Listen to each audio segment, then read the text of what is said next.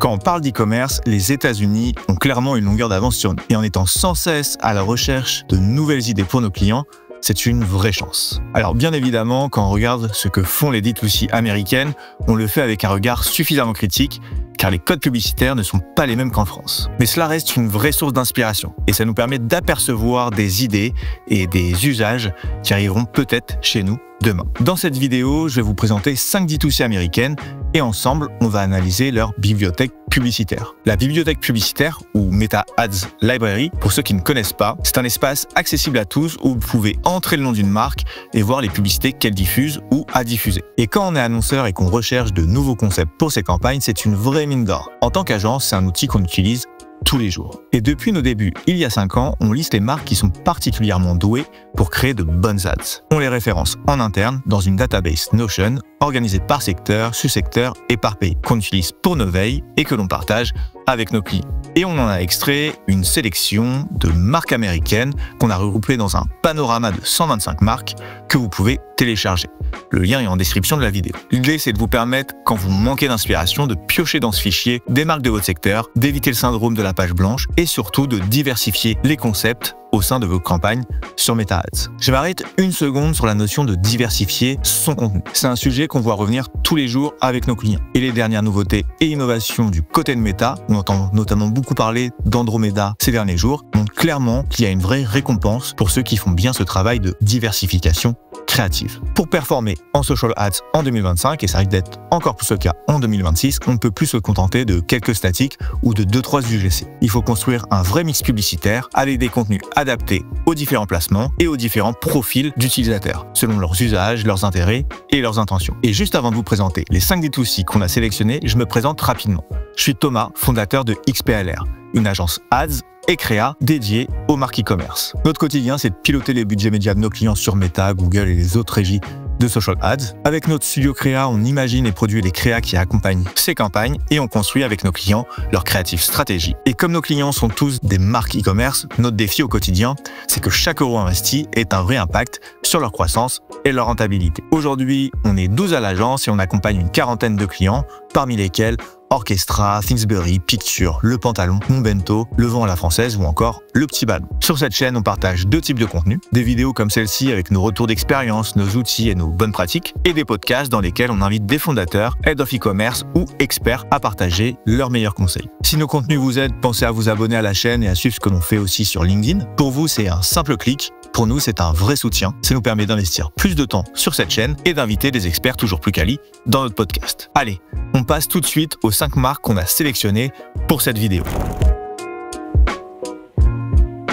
On commence avec Rent the Runway, une marque de prêt-à-porter qui donne la possibilité à ses clientes d'acheter des pièces de marque haut de gamme et de designers, mais aussi la possibilité de les louer. On vend donc à la fois des pièces, mais aussi un service. On peut choisir une pièce pour un événement, une occasion professionnelle ou simplement pour renouveler son style, porter ses pièces quelques jours, puis les renvoyer. Rent the Runway propose aussi un système d'abonnement qui commence à 65 $ par mois et qui donne accès à 5 articles qu'on reçoit tous les mois. C'est un peu comme avoir un dressing en perpétuelle rotation. Ils distinguent leur offre sur une livraison rapide avec une réception des pièces comme si c'était des vêtements neufs. Tout est livré dans une housse haut de gamme, pensée pour une vraie bonne expérience client. Bref, c'est une offre assez inédite pour du prêt-à-porter qui semble bien fonctionner. Et côté ads, quand on ouvre leur bibliothèque publicitaire, on constate tout de suite qu'ils sont très forts d'un point de vue créatif. Et c'est vraiment ce qui est intéressant avec eux. Car dans ce secteur, les marques se limitent trop souvent par crainte de détériorer leur branding. Eux, ils arrivent à contourner ça avec des concepts créatifs très bien exécutés. Donc on voit qu'on a une bibliothèque publicitaire qui est assez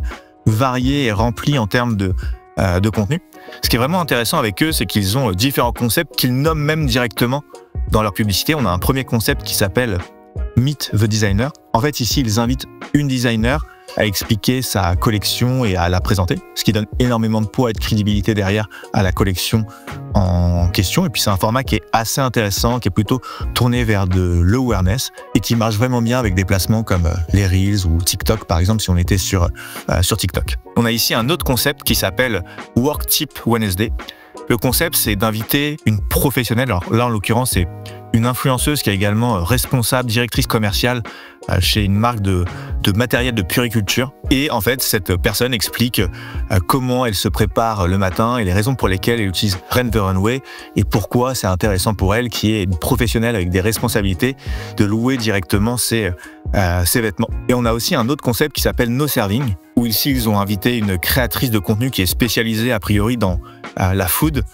Ils l'ont invité pour réaliser un cocktail et en même temps parler des raisons pour lesquelles elle utilise Rent the Runway, en mettant notamment ici en avant un sac à main qu'elle a pu avoir grâce au service de Rent the Runway. Une chose aussi que j'aime beaucoup sur cette plateforme publicitaire, c'est qu'ils travaillent avec des formats statiques qui ont un air d'UGC, dans le sens où ici il s'agit d'une cliente qui est dans la vie de tous les jours. Bon, là en l'occurrence elle est a priori peut-être à l'US Open en train de regarder un match de tennis. Mais ce que j'aime beaucoup ici, c'est qu'on a l'offre, mais on a aussi le prénom de la personne, son âge et depuis quand elle est membre. Et ça, c'est un concept qui semble bien fonctionner pour eux puisqu'ils les déclinent vraiment sur plusieurs clientes et également sous différentes formes. Par exemple, ils vont utiliser plusieurs statiques qu'ils vont assembler ensemble pour en faire un GIF comme celui-ci. Donc ça, c'est assez malin, ça permet de faire une pierre deux coups.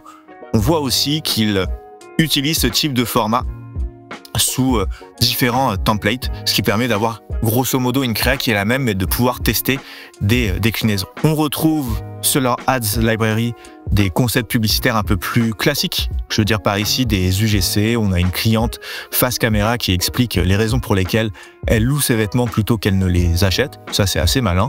Et puis, comme Rent the Runway est un bon élève, à chaque fois qu'on va avoir des contenus, on va souvent retrouver plusieurs déclinaisons avec des hooks différents.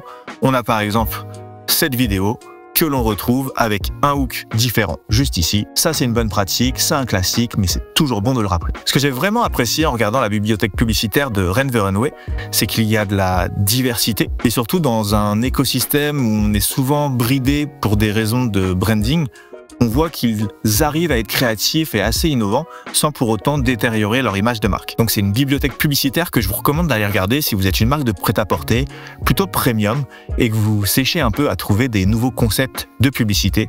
Et bien ici, vous trouvez des choses assez originales qui pourront peut-être vous donner de l'inspiration. On continue avec une deuxième marque de prêt-à-porter et on passe maintenant à Cini Studio qui propose des vêtements sur mesure mais sans avoir besoin de passer par un tailleur classique. Leur promesse, des jeans, des costumes ou des t-shirts parfaitement ajustés, commandés en ligne, sans avoir besoin de passer par un essayage en boutique. Tout fonctionne grâce à un questionnaire de prise de mesure hyper simple qu'on peut remplir en 60 secondes. Et pour rassurer, ils offrent aussi une garantie satisfait ou remboursé avec ajustement gratuit si besoin. Cini cherche à rendre le sur-mesure aussi accessible et fluide que l'achat d'un vêtement classique et donc pour pouvoir mettre en avant cette promesse, il faut réussir à le transmettre avec de bonnes publicités qui vont aller plus loin qu'une simple pub qui met en avant un t-shirt ou une autre pièce. Ce que j'ai trouvé intéressant en ouvrant la bibliothèque publicitaire de Cini, c'est l'équilibre qu'ils réussissent à trouver entre image de marque et des contenus pensés pour la performance. Et on le voit directement, ici, on a toute une diversité de contenus avec majoritairement de la vidéo. On a par exemple ce type de vidéo qui est très brandé, qui a peut-être coûté un certain billet à être réalisé. Et c'est une bonne chose à avoir pour positionner Cini comme étant une marque haut de gamme. Et des contenus comme celui-ci, on en retrouve plusieurs déclinaisons qui ont certainement été tournés lors de la même séquence et donc qui permettent d'avoir différents formats publicitaires, différentes déclinaisons publicitaires à utiliser dans ces campagnes sans nécessairement avoir un coût de production et un coût de tournage qui coûte réellement beaucoup plus cher. Mais ce qui est vraiment intéressant avec Cini, c'est la manière dont ils arrivent à conserver leur image premium, mais aussi à réaliser des contenus qui vont être vraiment adaptés aux codes des réseaux sociaux actuels. Ils vont par exemple aller faire des micro-trottoirs où ils vont demander à des passants d'utiliser pour la première fois leur t-shirt heavyweight, donc qui semble avoir un coton et assez lourd et donc agréable à garder et qui renforce la qualité du t-shirt. Et on va avoir aussi des formats comme celui-ci où une personne propose de faire gagner un t-shirt. Alors cette personne, elle n'est pas anodine, c'est le fondateur de la marque qui prend beaucoup la parole dans ses publicités.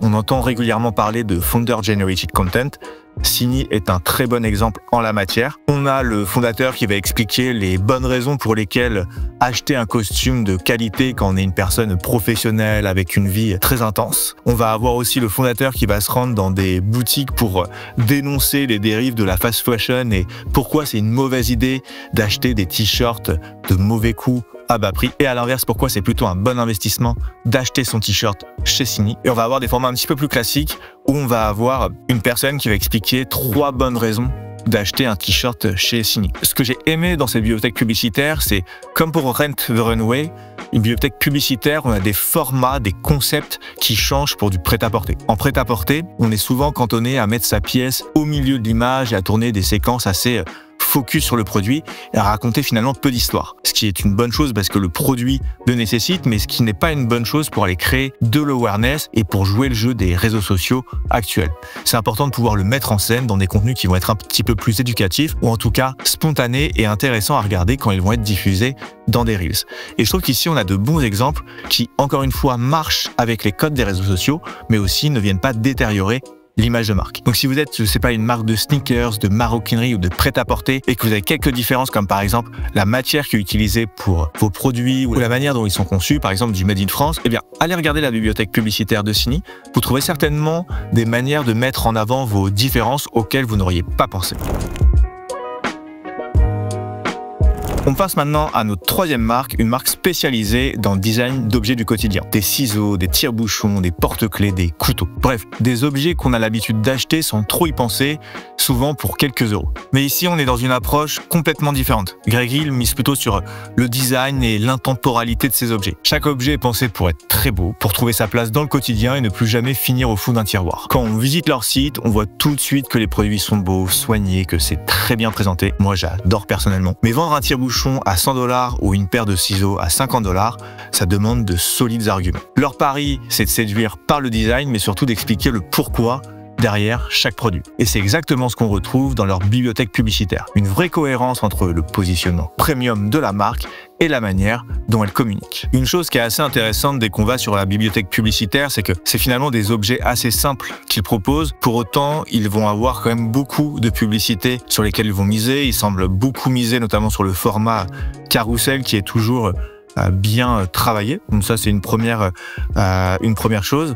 Mais il y a aussi pas mal de vidéos et de statiques qui sont assez intéressantes à décortiquer. Déjà, la première, c'est qu'on voit que tout est bien mis en avant. La DA est respectée partout sur les formats statiques, ce qui permet ensuite de les identifier une fois qu'on les a vus 1, 2, 3, 4, 5 fois dans son fil d'actualité. Et ensuite, sur les formats vidéo, moi, ce que je trouve intéressant avec ce cas, c'est qu'on parle de ciseaux ou de tire-bouchon. C'est pas nécessairement évident de raconter une histoire autour des ciseaux et du tire-bouchon. Et là, ils le font particulièrement bien. Ils prennent des ciseaux de la vie de tous les jours. Ils expliquent pourquoi ils sont pas si terribles que ça et pourquoi ils ont décidé de les redesigner. Et donc, ils en font une vidéo qui est franchement très intéressante à regarder. Intéressante car elle est aussi très bien tournée. Ici, le montage, le focus, le storytelling qui est derrière est pas fait à l'arrache, entre guillemets.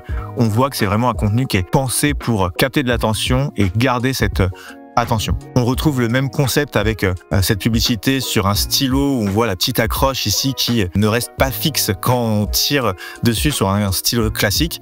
Et donc les raisons pour lesquelles eux ils sont partis de ce constat-là et les solutions qu'ils ont trouvées à ce problème pour ceux pour qui c'est vraiment un problème. Mais encore une fois, le but pour eux c'est de designer des beaux objets qu'on va garder longtemps et qu'on va être fier d'avoir chez soi ou dans son sac à dos ou dans sa poche. Et une chose aussi que j'ai vraiment trouvé intéressante, c'est que leur paire de ciseaux, moi je le trouve vraiment canon, mais a priori c'est pas au goût de tout le monde. Et ils ont reçu des commentaires sur le fait que certains étaient prêts à acheter la paire de ciseaux, mais quand ils ont vu le coloris, ils sont passés à autre chose. Et donc c'est assez intéressant de voir qu'ils ont pris les commentaires de ces internautes pour pouvoir proposer une nouvelle variante de ciseaux. Et ce qui est aussi intéressant, c'est de l'assumer, de le mettre en avant en publicité. On en a déjà parlé dans une précédente vidéo, mais les commentaires de vos clients en dessous de vos publicités, ça peut faire d'excellentes idées de contenu, parce que ça vous permet d'apporter une réponse à une objection. Et si une personne a pris le temps de mettre une objection sous une de vos publicités, ça veut certainement dire que des dizaines d'autres l'ont pensé sans nécessairement prendre le temps de laisser ce commentaire. Donc toujours intéressant, je trouve, de prendre les objections et les utiliser dans vos publicités pour y apporter des réponses. Une chose aussi qu'on voit beaucoup dans leurs publicités, c'est qu'ils mettent en avant le designer qui va vraiment raconter avec beaucoup de passion à chaque fois les raisons qui l'ont amené à créer ce produit. Et les produits sont toujours bien présenté, on a des zooms dessus. Ici, on voit chaque détail. On voit aussi que c'est pas nécessairement fait en studio et que ça n'a pas vocation à l'être, mais on zoome vraiment sur le produit. Et ça, si vous faites des pièces aussi d'exception, je pense notamment aux marques de maroquinerie ou aux marques de chaussures qui font vraiment attention aux détails, zoomer sur vos coutures ou sur les petites finitions, c'est super important. Et là, vous avez un très bon exemple. Et une chose aussi qui est intéressante, c'est de pouvoir montrer la manière dont sont produits vos produits, justement, montrer leur assemblage, etc. Ça permet aussi de montrer la face cachée derrière le produit, de mettre en avant la personne qui l'a imaginé. C'est aussi une chose qui est assez intéressante. Et de mon point de vue, la bibliothèque publicitaire de Greg Hill, alors c'est pas la plus fournie en termes de publicité, mais quand on se met des barrières parce qu'on ne sait pas quoi dire sur son produit, je vous montre ici un exemple d'une publicité qui dure presque 2 minutes, dans laquelle on a une personne qui explique le problème qu'il avait identifié sur les mousquetons et la manière dont ils ferment. Alors peut-être que ça ne concerne que moi, mais je trouve que la manière dont c'est fait, la passion qui est mise à l'intérieur fait que ça reste un contenu qui est super intéressant à regarder. Et d'une manière générale, le message que je veux passer derrière ça, c'est que si vous séchez à raconter des histoires, mettez simplement de la passion à l'intérieur, expliquez ce que vous faites, ce qui vous motive, ce qui vous fait vibrer, et vous verrez que ça peut en faire de très bonnes publicités. Je vous recommande d'aller voir le site de Greg Hill parce qu'ils ont des top produits et leur bibliothèque publicitaire, parce que franchement, ça vaut le coup d'y faire un petit tour. On passe maintenant à Terra Café, une marque qui propose des machines à café automatiques, haut de gamme, design et super connectées. Leurs promesses permettent de faire du bon café à la maison, à partir de grains, sans capsule et surtout sans effort. On est sur des machines ultra sophistiquées, capables de réaliser des milliers de combinaisons d'espresso, de cappuccino, de latte, tout y passe. Mais surtout, on parle d'un produit vendu autour de 2000 $, une alternative aux cafetières classiques qui pour la plupart coûte 10 fois moins cher. Et donc ça, comme pour l'exemple précédent, il faut réussir à l'expliquer et à le vendre à travers ces publicités. Alors quand on va sur la bibliothèque publicitaire de Terra Café, encore une fois, on se rend compte qu'on va avoir de la statique, de la vidéo, et notamment parmi les vidéos, on va avoir différents formats. Comme on est sur une marque premium, avoir des contenus ultra léchés, ultra bien travaillés et plutôt brandés, c'est évidemment important parce qu'il faut positionner la marque et donc mettre une machine à café comme celle-ci dans une belle cuisine, avec de bons plans séquences et qui vont pouvoir montrer les finitions et le détail du produit, c'est quelque chose qui est important à voir dans sa bibliothèque publicitaire. Et on retrouve des exemples comme celui-ci à plusieurs reprises dans la bibliothèque publicitaire. On en a un autre exemple juste ici. Et ce qui est intéressant ici, c'est qu'ils en ont fait tout un tas de déclinaisons, certaines avec des plans qui se recoupent, d'autres avec une voix off qu'on va avoir derrière. Donc ça leur permet de faire beaucoup de déclinaisons à partir d'une matière brute et d'avoir un contenu qui est super bien travaillé, mais qui part, à mon avis, d'un seul et unique tournage. Donc en termes de coût, c'est assez bien maîtrisé. On a d'autres publicités qui sont ici plus de la 3D, etc. C'est vraiment sympa à regarder. C'est pour mettre en avant un de leurs nouveaux produits. Ils vont aussi aller en frontal avec les machines à café qui coûtent 10 fois moins cher que la leur. C'est assez intéressant parce qu'ils acceptent de se mettre en confrontation avec des marques pour lesquelles ils pourraient juger ne pas être nécessairement dans la même cour qu'eux. Et pour autant, ils le font. C'est qu'à mon avis, ils ont écouté leurs clients et ils ont dû comprendre que c'était important de les éduquer là-dessus. On a pas mal aussi de statiques comme celle-ci qui reviennent dans les publicités comparaison. Quand elles font du sens, c'est vraiment toujours intéressant à avoir. Et on voit tout à l'heure, on avait une publicité comparaison avec la même personne ici. Et pareil, on est toujours, à mon avis, sur un même tournage qui a été décliné et pensé pour pouvoir sortir des dizaines de déclinaisons publicitaires. Donc ça, c'est vraiment smart. C'est ce que je vous recommande de faire quand vous faites un tournage, de ne pas y aller pour faire une seule publicité, mais pour en faire des dizaines et des dizaines. Quand vous irez par vous-même sur la bibliothèque publicitaire de Terra Café, vous verrez que ces séquences-là, vous les retrouvez dans plein de vidéos. On voit aussi notamment une personne en interne qui explique et qui présente la machine. Ça, pareil, on entend souvent parler des contenus UGC, des contenus Founder, mais c'est aussi intéressant de mettre en avant les équipes. Donc là, on a une personne de l'équipe de Terra Café qui explique les subtilités de la machine, et on a aussi une personne ici qui est plutôt à son bureau, qui explique comment ils reçoivent des feedbacks sur le produit et comment ils cherchent à améliorer l'expérience d'utilisation de Terra Café. On a plein de contenus statiques qui sont toujours bien photographiés, bien mis en avant. C'est beau, ça marche bien. Et Terra Café, ils font aussi du whitelisting. Par exemple, ici, ils ont travaillé avec un artiste qui a produit cette vidéo et qui le pousse en whitelisting. Donc ça, c'est pareil, une bonne pratique. Les marques dont on a parlé juste avant le font aussi. Mais ici, ce qui est vraiment intéressant, c'est que c'est travaillé pour mettre en avant la machine machine, mais aussi mettre en avant la spécificité de l'artiste qui est a priori spécialisé dans la décoration d'intérieur et qui produit tout autour de la machine une décoration bien spécifique. Donc quand vous pensez du contenu en whitelisting, ça peut être intéressant aussi d'utiliser les forces du créateur avec lequel vous travaillez pour donner du contexte à votre produit et pas juste utiliser sa notoriété. Et puis enfin, on a des contenus plus ou moins classiques comme celui-ci de l'UGC sur fond vert qui dure une quarantaine de secondes. Bref, c'est un autre exemple qui montre que bien qu'on soit une entreprise qui vend un produit qui coûte 2000 $, et ben on peut faire tout un tas de contenus qui vont être différents. On n'est pas obligé de se cantonner à avoir un contenu ultra léché, ultra brandé comme ceux qu'on a pu voir au début de l'exemple, mais on peut faire toute une large gamme de contenus qui vont se compléter les uns les autres.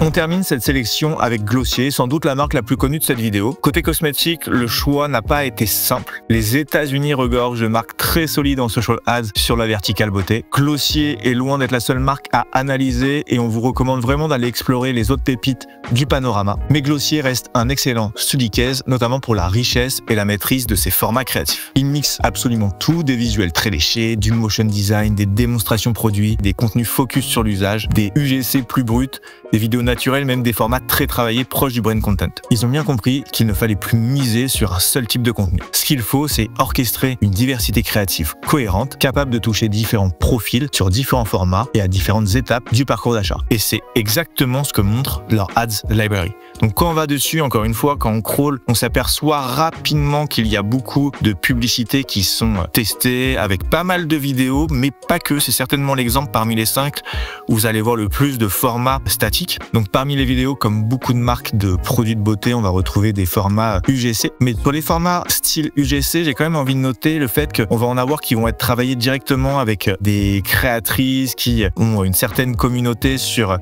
Instagram, où à chaque fois les visuels, la lumière va être très travaillée, même les wordings et la police utilisés sur les publicités. Et avec le hashtag Glossier Partner, donc ils font certainement référence à un partenariat qu'ils vont avoir avec des créateurs de contenu qui vont leur produire régulièrement des contenus pour leur campagne. Donc ça, c'est à vérifier, mais je suppose que c'est ce que Glossier Partner veut signifier. On va avoir ici une autre publicité UGC où on voit qu'on est avec une créatrice qui est presque professionnelle et où la lumière est très bien travaillée. Mais pour autant, ils vont faire des contenus peut-être un peu plus naturels, un petit peu plus normaux, on va dire. Donc comme celui-ci ou encore cette vidéo-là. Ça reste de très bons UGC, mais on voit qu'il y a vraiment différentes gammes de contenus style UGC, des contenus très bruts, un petit peu plus à l'arrache et d'autres qui sont vraiment bien travaillés où chaque détail est pensé. Et Glossier finalement propose tout type de contenu. J'ai bien aimé aussi cette vidéo-là. Ce que j'apprécie vraiment, c'est le travail qui est fait sur le hook. On est à peine à 2 secondes et je pense qu'on a déjà vu 10 plans séquences. Ça a vraiment le mérite d'attraper le regard par la vitesse. Donc ça peut être un hack. Une petite astuce que vous pouvez tirer de cette vidéo, c'est de tester vos contenus en coupant les premières secondes avec des dizaines de plans séquences ou plutôt une petite dizaine. Vous verrez que ça donne énormément de rythme à votre vidéo et qu'avec ça, elle est obligée d'être vue. Donc vous pourrez voir derrière si vos CTR ou votre hook rate augmente avec cette petite astuce-là. Beaucoup de statique, toujours sur des formats un peu bundle. Donc ça, c'est malin. On n'est pas là pour parler des offres en e-commerce, mais effectivement, quand on est une marque de produits de beauté, les paniers moyens sont souvent faibles par produit. Donc c'est super important de convaincre avec des bundles. Donc on voit ici une autre référence, le format style messagerie. Donc ça marche bien aussi. Et enfin, j'ai mis cette publicité qui est de la 3D, mais qui a peut-être été fait à partir de l'IA. Et je voulais quand même parler d'IA dans cette vidéo. Je vous avoue que en préparant cette vidéo, je m'attendais à avoir beaucoup plus de publicités travaillées et préparées avec de l'intelligence artificielle. La raison pour laquelle je vous en montre pas tant que ça dans cette vidéo, c'est simplement que j'en ai pas vu tant que ça non plus. Donc on entend énormément parler d'intelligence artificielle. Nous, les premiers à l'agence, on est très sensibles à ce sujet-là. On l'intègre de manière exponentielle à notre quotidien, à notre manière de travailler. Ceci étant dit, quand on regarde ce que font les États-Unis, qui sont censés avoir une petite longueur d'avance sur nous, et quand on analyse les bibliothèques publicitaires, on voit pas tant que ça d'IA dans les contenus. Donc ce qu'on peut peut-être conclure derrière ça, c'est que c'est peut-être pas encore un sujet vraiment mature. Ceci étant dit, on est en octobre 2025, les technologies évoluent vraiment rapidement, semaine après semaine. Donc peut-être que ce n'est qu'une question de semaines avant que tout cela ne change, mais en tout cas, le statut en ce moment, c'est que l'IA n'est pas si présente que ça, en tout cas dans les bibliothèques publicitaires que j'ai pu regarder. Et je trouve que c'est un point important à mettre en avant. Donc voilà pour Glossier. Mais encore une fois, pour la verticale produit de beauté, j'aurais pu faire une vidéo d'1 heure consacrée à ce sujet-là. Je vous invite vraiment à aller télécharger le panorama si c'est une verticale qui vous intéresse. Vous trouverez au moins une cinquantaine de marques sur le sujet qui ont pour la plupart de très belles bibliothèques publicitaires qui peuvent vous permettre de trouver de l'inspiration. Voilà, on a vu ensemble 5 marques, mais ce ne sont que 5 parmi les 125 que contient notre panorama. Et dans cette vidéo, je vous ai montré seulement quelques ads par marque. Il y en a beaucoup d'autres à découvrir dans leurs ads library. Je vous invite vraiment à aller y jeter un œil parce que c'est souvent en scrollant ces bibliothèques publicitaires qu'on trouve des pépites inattendues, des idées qu'on n'aurait pas eues autrement. Ce qui m'a personnellement frappé en préparant cette vidéo, c'est qu'aucune de ces marques ne se contente de 1 ou 2 formats. Elles utilisent toutes un mix de contenu, du statique, de la vidéo, de l'UGC, du motion design et différents sous-formats à l'intérieur. C'est ce qu'on appelle aujourd'hui la creative diversity et comme je vous le disais en intro, c'est plus que jamais un must-have pour les marques e-commerce sur Meta. Avec le déploiement d'Andromeda, cet enjeu va encore prendre plus d'ampleur dans les mois à venir. Autre chose que je veux souligner, j'ai préparé cette vidéo en fin de semaine dernière. Et entre ce moment-là et aujourd'hui, on est lundi, plein de pubs que j'avais sélectionnés ont été désactivés. J'ai dû refaire une partie de la sélection avant l'enregistrement. Bon, ça, évidemment, c'est pas grave. Mais surtout, j'ai vu à quel point les ads library évoluent vite et se renouvellent tout le temps. Chaque marque renouvelle en permanence ses publicités et c'est aussi ça une des clés. S'il fallait donc résumer tout ce travail d'analyse, je dirais qu'il y a 3 leçons à retenir. Ne pas se contenter d'un seul type de contenu, produire un volume important de créa et renouveler régulièrement ses campagnes. Voilà pour cette vidéo. Si elle vous a aidé ou donné des idées, pensez à vous abonner à la chaîne. Pour vous, c'est un clic. Pour nous, c'est ce qui nous permet de continuer à produire ce type de contenu et à trouver le temps de le faire. Et plus cette chaîne grandit, plus c'est facile pour moi de convaincre des experts et des fondateurs de marques de venir partager leur expérience dans notre podcast. Alors, merci de m'avoir écouté et à très bientôt.